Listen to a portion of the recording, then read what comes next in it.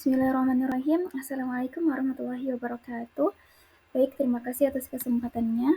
Pada kesempatan kali ini, saya akan menjelaskan apa itu kadar lemak untuk memenuhi tugas mata kuliah analisis bahan makanan yang diberikan oleh dosen pengampu, yaitu Ibu Najma, SSI, MSI. Selanjutnya, sebenarnya ini adalah tugas kelompok dengan anggota kelompok ada Nursian Hasan, Saralira Hasan, Tiasha Fitri Mokodompit, Muhammad Zulfadli Haikal Abu Bakar, dan Wanti Suwardi. Tapi pada kesempatan kali ini, presentasinya akan dijelaskan oleh saya sendiri untuk memenuhi tugas individu dari saya. Latar belakang tentang asam lemak. Asam lemak merupakan komponen penting dalam struktur dan fungsi sel tubuh. Mereka berperan sebagai sumber energi, komponen struktur membran sel, dan pengatur metabolisme. Asam lemak juga berpengaruh pada kesehatan, seperti mengatur kadar kolesterol, mengurangi risiko penyakit jantung, dan mendukung pertumbuhan sel. Kadar lemak adalah persentase lemak dalam tubuh yang diukur berdasarkan berat badan. Kadar lemak yang seimbang sangat penting untuk menjaga kesehatan. Lemak dan asam lemak. Lemak dan asam lemak merupakan komponen penting dalam pangan yang berkontribusi terhadap nilai gizi serta kesehatan manusia. Jagung merupakan sumber karbohidrat yang kaya, namun juga mengandung lemak yang berfungsi sebagai sumber energi. Lemak dalam jagung, terutama asam lemak tak jenuh, dapat memberikan manfaat kesehatan seperti mengurangi risiko penyakit jantung. Analisis lemak pada jantung membantu dalam memahami komposisi nutrisinya, termasuk kadar asam lemak jenuh dan tak jenuh, yang penting untuk diet seimbang.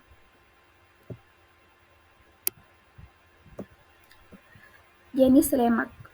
Ada 3, yaitu ada lemak tubuh atau body fat, lemak tubuh yang terkumpul di bawah kulit dan sekitar organ tubuh.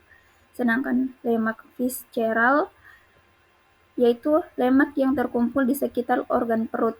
Dan juga ada lemak subkutan, yaitu lemak yang terkumpul di bawah kulit. Selanjutnya yaitu klasifikasi kadar lemak. Ada rendah, normal, tinggi, dan sangat tinggi. Rendah ada kurang lebih dari 10% pada pria dan kurang lebih 16% pada wanita. Normal ada sekitar 10-20% pada pria dan 16-23% pada wanita.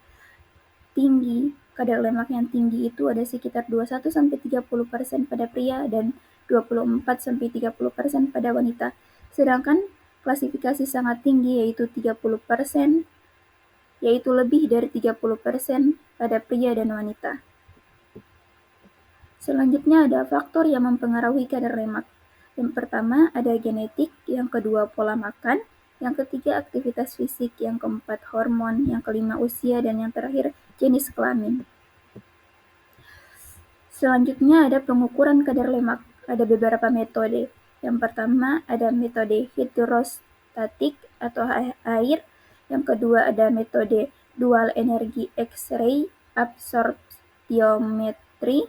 Yang ketiga ada metode bioelektrik impedansi analisis. Dan yang keempat ada metode pengukuran lipatan kulit. Selanjutnya ada analisis kualitatif. Analisis kualitatif ini bertujuan untuk mengidentifikasi jenis asam lemak yang terkandung dalam minyak ikan patin. Dalam penelitian ini, gas kromatografi digunakan untuk memisahkan dan mengidentifikasi komponen asam lemak. Hasil analisis menunjukkan bahwa minyak ikan patin mengandung berbagai jenis asam lemak tak jenuh, termasuk asam eukosapentanoat atau EPA, yang kedua ada asam docosahexaenoat, ada DHA, dan yang ketiga ada asam linolenat. Identifikasi dilakukan berdasarkan retensi waktu dari masing-masing asam lemak yang terpisah dalam kolom kromatografi. Selanjutnya ada analisis kualitatif. Analisis kualitatif memberikan informasi mengenai konsentrasi asam lemak dalam minyak ikan patin. Beberapa parameter yang diukur dalam penelitian ini meliputi kadar minyak, yaitu rata-rata kadar minyak dari ikan patin berkisar 3,827%. Ada kadar omega 3, yaitu ditemukan berkisar antara 1,16% hingga 12,44%. Dan juga bilangan asam berkisar pada ikan patin ini berkisar antara 3,667 hingga 19,521 mg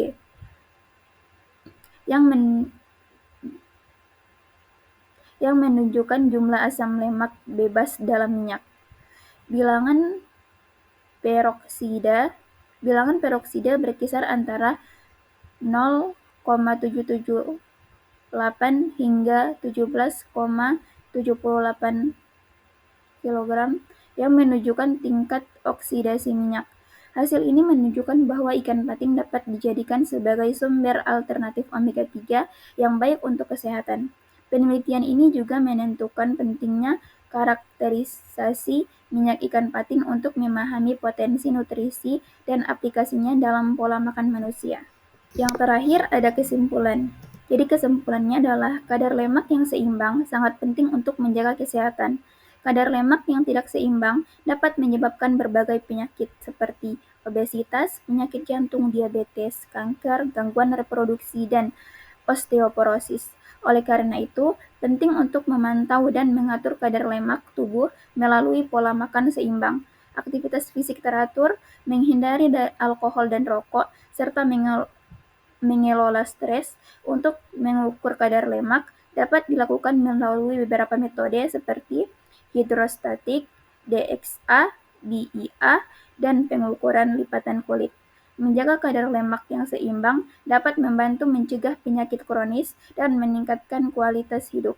Pastikan untuk berkonsultasi dengan dokter atau ahli gizi untuk mendapatkan informasi yang tepat dan profesional. Baik, itulah presentasi saya pada kesempatan kali ini. Lebih dan kurangnya saya mohon maaf. Billahi taufiq wal hidayah. Assalamualaikum warahmatullahi wabarakatuh.